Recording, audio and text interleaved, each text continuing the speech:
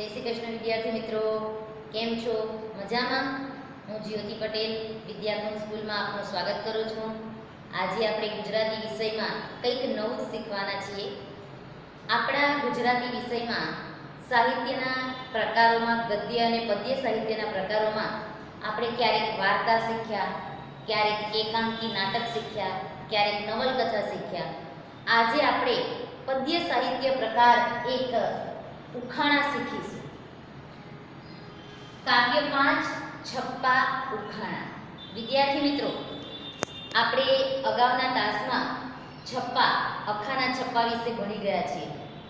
અખાએ જે કટાક્ષો કર્યા છે એ આપણે એના છપ્પામાં જોઈ ગયા. આજે આપણે ઉખાણા શીખીશું. ઉખાણા સામળ ભટ્ટના છે. સામળ ભટ્ટ કવિ સામળ વીરેશ્વર ભટ્ટ, માતાનું નામ આનંદીબાઈ, વ્યવસાય કથાકાર છે અને પદ્ય વાર્તાકાર તરીકે પ્રખ્યાત છે. મધ્યકાલીન યુગના કવિ છે. જન્મ 18મી સદી 1964માં અને મૃત્યુ 1769માં થયું છે. તેમની પદ્ય વાર્તાની રચનાઓ ખૂબ જ પ્રખ્યાત છે. મદન મોહના, વેતાલ પચીસી, નંદ બત્રીસી, સોડો બહુત્રી આવી પદ્ય વાર્તાની રચનાઓ એમણે કરી છે. આ સામળ ભટ્ટની પદ્ય વાર્તાઓ તો છે જ પ્રખ્યાત, પરંતુ જે એમણે ઉખાણા મૂક્યા છે એ ઉખાણા એવા સરસ છે કે જે આપણી બુદ્ધિ કસોટીને ચકાસે છે. વિદ્યાર્થી મિત્રો, હવે કવિ પરિચય બાદ હું તમને કહીશ કે ઉખાણા કોને કહેવાય. તો તમે બધા જાણો છો કે ઉખાણા એટલે શું? કે ભાઈ ઉખાણા એટલે સમસ્યાનો ઉકેલ, પહેલિકાઓ. આપણે કહીએ ને કે ભાઈ પહેલીઓ શું કામ બોલે છે, સીધે સીધું કહી દો ને. પરંતુ ઉખાણા એવી રીતે વર્ણવાય છે કે જેમાં મનુષ્ય પોતાની બુદ્ધિની ચકાસણી થાય છે, એની બુદ્ધિ કસોટી થાય છે. આપણે બહુ વિચારીને એનો જવાબ આપવો પડે છે કે આની અંદર શું આવી શકે. તો વિદ્યાર્થી મિત્રો, તમને ખબર જ હશે કે ઉખાણા એટલે મનુષ્યની બુદ્ધિની કસોટી કરે છે. આ ઉખાણા એ લોક સાહિત્યનું એક મહત્વનું અંગ છે. આ ઉખાણાને અંગ્રેજીમાં રીડલ કહેવામાં આવે છે. કાઠિયાવાડમાં તેને વરદ કહેવામાં આવે છે, કચ્છમાં તેને પિરોલી કહેવામાં આવે છે અને રાજસ્થાનમાં તેને પ્રહેલી કહેવામાં આવે છે. તેની રચના 4, 6 કે 8 થી 10 લીટીમાં હોય છે. ક્યારેક એ 2 પંક્તિમાં પણ હોય અને એ ઉખાણા એ કંઠસ્થ એક હરતું ફરતું લોક સાહિત્ય છે. કવિ સામળ ભટ્ટે એમના ઉખાણાઓમાં, એમની રચનાઓમાં સુંદર વાત કરી છે. એ એક વાત હું તમને કહું, પછી આપણે આપણા અભ્યાસના ઉખાણા ભણીશું. સામળ ભટ્ટે એમની રચનાઓમાં એવું વર્ણન કર્યું છે કે ભાઈ આજના સમયમાં જે શાળા કોલેજો જે છે એવું પહેલાંના સમયમાં નહોતું. એટલે અભ્યાસ માટે બાળકો શાળાએ જવાનું હોય અને ત્યાં જ્ઞાન પ્રાપ્ત કરે એવું નહોતું. એટલે તે સમયે ઉખાણાઓ વધારે પ્રચલિત હતા અને ઉખાણાઓ દ્વારા લોકોનું જ્ઞાન વધતું હતું, લોકોની બુદ્ધિ કસોટી થતી હતી. તો સામળ ભટ્ટે એમની એક રચનામાં સરસ વાત કરી છે કે એમને ત્યાં રોજ એક ભરવાડણ દૂધ લઈને આવતી હતી. ભરવાડ ગાય ભેંસોને જે પોતાના ઘરે પાળે છે અને દૂધ વેચવાનું કામ કરે છે તે એ પણ એટલા ભણેલા નથી, એની પત્ની પણ ભણી નથી, પરંતુ દૂધ ઘરે ઘરે જઈને દૂધ આપવાનું કામ કરે છે. તો એ ભરવાડણ રોજ દૂધ લઈને આવે. એક દિવસે એ ભરવાડણ દૂધ લઈને આવે છે ને એની સાથે એક નાનું બાળક પણ લઈને આવે છે. ત્યારે એમણે એમ પૂછ્યું કે ભાઈ આ બાળક તારું શું સગું થાય, આ કોણ છે? એમ તું જેને લઈને આવી છે એ કોણ છે? તો વિચાર કરો, આપણે આજના ભણેલાને પણ સમજણ ન પડે એવી પહેલિકામાં એણે એક સરસ જવાબ આપ્યો. અને એ જવાબ હતો, એણે શું કહ્યું કે નહીં સગો નહીં સાગવો, રૂપાળો લાવી જોઈ, એના બાપનો બનેવી મારો સગુણ નણદોઈ. કેટલી સરસ વાત કરી કે નહીં સગો નહીં સાગવો, રૂપાળો લાવી જોઈ, એના બાપનો બનેવી મારો સગુણ નણદોઈ. હવે સામળ ભટ્ટ કહે કે આ બધા તો વિચાર કરતા થઈ ગયા કે એ શું બોલીને ચાલી ગઈ, તો બોલીને ચાલી ગઈ, હવે શું? પણ એમના ઘરમાં જે 80 વર્ષના ડોસીમાં હતા, દાદીમાં, એ દાદીમાં એનો જવાબ આપી દીધો કે ભાઈ આ બાળક છે ને એ એનું પોતાનું જ બાળક છે. એ શું કહેવા માંગે છે કે નથી કોઈ સગો કે નથી સાગવો, રૂપાળો લાવી જોઈ. આ રૂપાળું સુંદર બાળક જે છે ને એ એના બાપનો બનેવી, એટલે આ બાળકનો બાપ જે છે ને તેનો બનેવી એ મારો નણદોય થાય.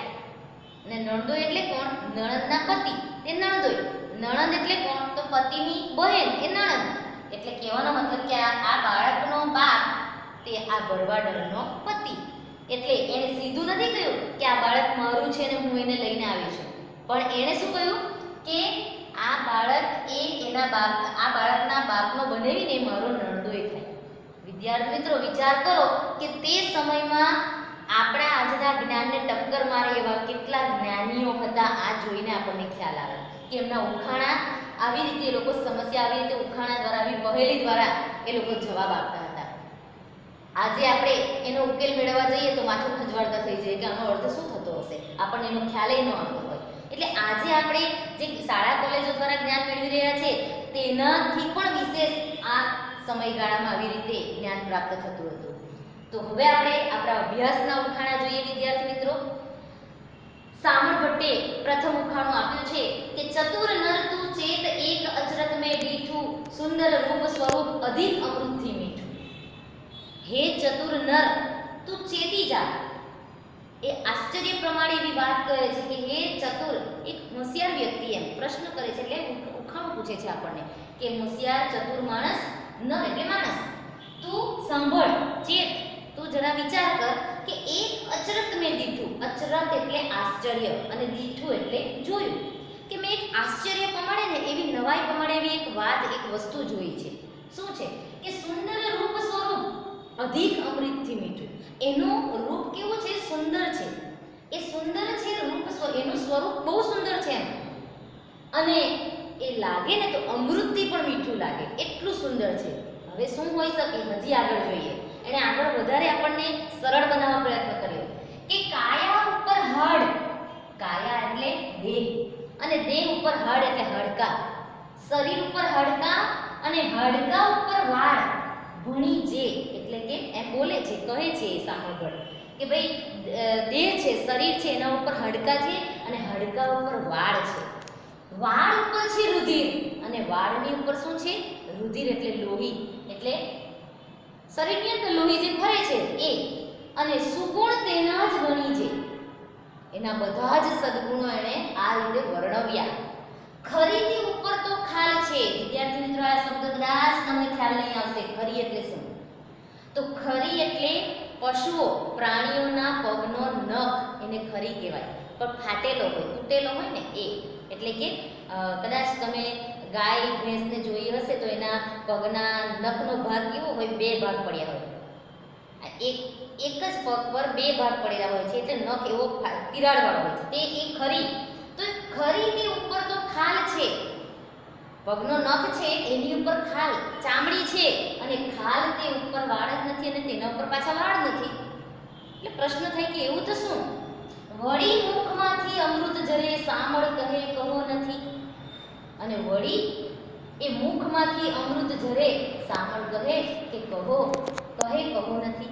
સામળ કહે છે કે બોલો હવે એ શું હોઈ શકે? તમે જરા જણાવો તો ખરા કે એ શું હોઈ શકે? આ શું હશે કે જેનું રૂપ સુંદર છે, જેની પાસે શરીર છે, હાડકાં છે, લોહી છે, વાળ છે, અને અમૃતથી પણ મીઠું લાગે છે, પણ એ આપણને દેખાતું નથી. તો એ શું હોઈ શકે? તો આ છે એક મનુષ્યનો પડછાયો. આનો જવાબ છે પડછાયો. કે આપણે જે છીએ, પડછાયો આપણી સાથે જ ચાલે છે, અને આપણા શરીર પર, આપણું શરીર જે છે એ જ બેઠો પડછાયો પડે છે, શરીરનો આકાર પડે છે. આપણા શરીરની અંદર હાડકાં, લોહી, વાળ જે બી છે બધું જ એમાં પડછાયામાં આપણને પ્રતિબિંબિત થાય છે, પરંતુ એ સ્પર્શી શકાતું નથી કે એ આપણને દેખાતું નથી. એટલે કે પડછાયાનો આકાર પડે છે, અને તોય પડછાયો આપણને મીઠો લાગે છે, શીતળ લાગે છે, એ ગમે છે આપણને. તો કવિ આવા ચતુરતાપૂર્વક આપણને આવી બુદ્ધિ કસોટી કરીને આવું ઉખાણું આપ્યું છે. બીજા ઉખાણામાં એક બહુ સરસ વાત કરી છે જે સૌને પ્રિય છે. સરસ સરોવર એક ભર્યું છે નિર્મળ નીરે, પીએ નહીં કોઈ પંથી, હંસ નવ બેસે તીરે. સામળ કહે છે કે સરસ સરોવર એક ભર્યું છે નિર્મળ નીરે. એક સરસ સરોવર એ નિર્મળ ચોખ્ખા પાણીથી ભરેલું, નીર એટલે પાણી, ચોખ્ખા પાણીથી ભરેલું એક સરોવર છે, સુંદર સરોવર છે, પણ એ સરોવરનું કોઈ પાણી પીતું નથી, પીએ નહીં. એ સરોવરનું પાણી કોઈ નથી પીતું. અને નહીં કોઈ પંથી એટલે મુસાફર વ્યક્તિ, વટી માર્ગુ જેને કહીએ, તો એ સરોવર પાસેથી પસાર થનારો કોઈ મુસાફર એ સરોવરનું પાણી નથી પીતું. અને હંસો પણ એ સરોવર પર આવીને બેસતા નથી. એના તીરે એટલે કિનારે. આપણે બધા જાણીએ કે સરોવરમાં તો હંસ હોય જ, પણ આ એવો સરોવર છે કે તેના કિનારે હંસ આવીને બેસતા નથી. તે સર સમીપ જાય બુડે જન જોતા જા જા. પાછું એમાં એવું છે કે તેની નજીક, સમીપ એટલે નજીક, તેની નજીક જે જન એટલે માણસ, જે માણસ જાય ને તે એને જોઈને એની અંદર ડૂબી જાય. હવે હું આગળ સમજાવીશ કે સરોવરની અંદર કેવી રીતે ડૂબી જાય. કેવી પહેલી મૂકી છે કે આપણે મૂંઝવણમાં મૂકી દે કે ભાઈ સુંદર સરોવર છે, ચોખ્ખું પાણી છે, અને તોય કોઈ મુસાફર પીતું નથી. પાછું હંસ પણ ત્યાં કોઈ બેસતા નથી, અને તેની નજીક જે માણસો જાય છે ને તે એની અંદર ડૂબી જાય છે. એવું તો કેવું હશે? દુઃખ ન પામે દેહ રહે તરબીબે તાજા. પાછા લોકો તેની અંદર ડૂબી જાય છે અને તોય પાછા તે દુઃખી નથી થતા. દેહ એટલે શરીર દુઃખી નથી થતા. હવે આપણે સામાન્ય રીતે જાણીએ કે ભાઈ કોઈ નદી કે તળાવમાં કોઈ બાળક પડી ગયું એમ કહે ને તે ડૂબી ગયું તો મરી જાય છે, આપણે જાણીએ છીએ. અથવા તો કદાચ એ બચી જાય તો એની તબિયત ખરાબ થઈ જાય છે. પણ આ તો કેવી, આ કેવું સરોવર કે એની અંદર જે માણસો જાય છે, તેની પાસે જાય છે, તે એની અંદર ડૂબી જાય છે, અને ડૂબી ગયા પછી પણ સારા રહે છે. એ બીમાર થતા નથી, એટલે દુઃખ પામતા નથી, પણ તરબીબે એટલે કે તબિયતે, તંદુરસ્તીએ તાજા માજા રહે છે, મજા કરે છે. કવિ સામળ કહે છે કારનું હોંસી જન હિત હશે. અને કવિ સામળ કહે છે કે જે લોકોને નથી ગમતું ને તેના માટે એ કારનું છે, એટલે કપરું છે, દુઃખદ છે. પણ જે હોંસી જન છે એટલે આનંદી છે, જેને ગમે છે, એ લોકો માટે સુખદાયી છે, આનંદદાયી છે. સ્વામી લાવો સોહામણું તો સોળે પૂરા થશે. છેલ્લે કહે છે કે સ્વામી લાવો સોહામણું. સ્વામી એટલે પતિ. કોઈ કન્યા પોતાના પતિને કહે છે કે હે પતિદેવ, તમે લાવો એ સોહામણું વસ્તુ, હું મારા સોળે પૂરા એટલે સોળે શણગાર સજું. તો એવી તો કઈ વસ્તુ કે તેને જોઈને એને આનંદ આવે, એને ગમે, એના સોળ શણગાર પૂરા કરે, એવું તો કઈ વસ્તુ? તો એનો જવાબ છે અરીસો, દર્પણ. કે જે દર્પણને જોતા એ કન્યા પોતાના સોળ શણગાર પૂરા કરી શકે. હવે વિદ્યાર્થી મિત્રો જુઓ, અહીંયા કવિએ દર્પણને સરોવર કહ્યું છે કે એક સરસ સરોવર ભર્યું છે નિર્મળ નીરે. દર્પણ એટલે અરીસો, એક અરીસો, નિર્મળ નીર. નિર્મળ એટલે ચોખ્ખું પાણી. અહીંયા અરીસાની વાત કરીએ, અરીસો ચોખ્ખો છે, ગંદો બિલકુલ નથી, જેમાં આપણું પ્રતિબિંબ બેઠું ચોખ્ખું આપણું મોઢું આપણે જોઈ શકીએ છીએ, આપણું પ્રતિબિંબ જોઈ શકીએ છીએ. તો એવો ચોખ્ખો નિર્મળ એ અરીસો છે, સરોવરને અરીસો કહ્યો. અને એ પીએ નહીં કોઈ પંથી. રસ્તે ચાલતા માણસો કોઈ કાચમાં જોયા નહીં કરે, અરીસામાં જોયા નહીં કરે, અને કોઈ એની પાસે બેસી નથી રહેતું કે લાવો હું મોઢું અરીસાની અંદર જોયા કરું, એવું કોઈ વિચારતું નથી. પણ જે એની નજીક જાય છે ને, જે અરીસાને લઈ છે ને હાથમાં, અને એની અંદર પોતાનું મુખ જુએ છે ને, તે એની અંદર એવો ગરકાવ થઈ જાય છે ને કે એને પછી અરીસો હટાડવાનું ગમતું જ નથી. કેમ કે પોતે સુંદર દેખાય છે, અરીસામાં પોતાનું મુખ દેખાય છે, તો એમ થાય છે કે લાવને મારું મોઢું જોયા જ કરું, કેટલું સુંદર છું એમ. એને એવું ગમે છે, અને એટલે એ ડૂબી જાય છે એમાં, એટલે એમાં ગળાડૂબ બની જાય છે. અને તોય એ દુઃખી નથી થતો. કેમ નથી? કેમ કે પોતે સુંદર દેખાય છે. પોતાની સુંદરતા કોને ન ગમે?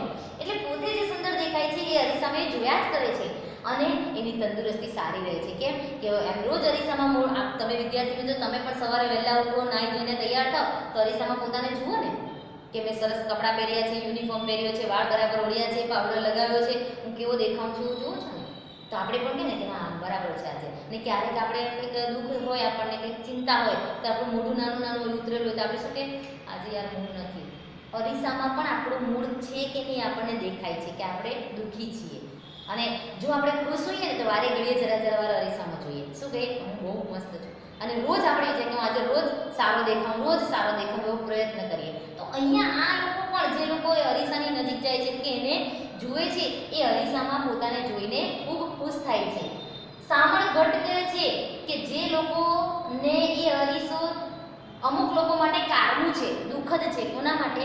ભગવાને જેને એટલું સુંદર રૂપ નથી આપ્યું તેના માટે એ અરીસો એ દુઃખદાયી છે. કેમ કે પોતે સુંદર નથી, કદરૂપા દેખાઈ રહ્યા છે અને અરીસામાં પાછું એ જુએ તો વધારે દુઃખ થાય કે મારે ભગવાને મને કેમ આટલી સુંદરતા નથી આપી, એટલે વધારે એને દુઃખ થાય. પણ જે હોશીજન છે, જેને ભગવાને સુંદરતા આપી છે અને જે સુંદર દેખાય છે તે તો વધારે ને વધારે જુએ છે કે હું વધારે રૂપાળો છું, વધારે સુંદર છું, એટલે વધારે ખુશ થાય છે.